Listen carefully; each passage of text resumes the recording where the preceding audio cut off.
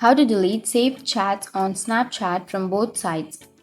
So if you want to delete saved chats on Snapchat from both sides, then first open up your Snapchat application. Once you open your Snapchat, go for the chats which is on the bottom left. Open up a chat, any chat that you are comfortable with. So I'll be opening a chat. Once you're here on the chat, now you need to simply choose the chat. So for example, I'll be deleting this saved chat. So what you need to do is you need to simply tap and hold on to that chat and then tap on unsave. Once you tap on unsave, now that chat has been removed. So if the other person has sent you the chat, then you can simply tap on unsave and you can remove the saved chat or saved snap.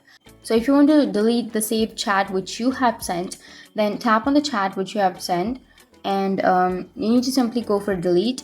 Once you tap on delete, you need to again tap on delete and your chat will be deleted.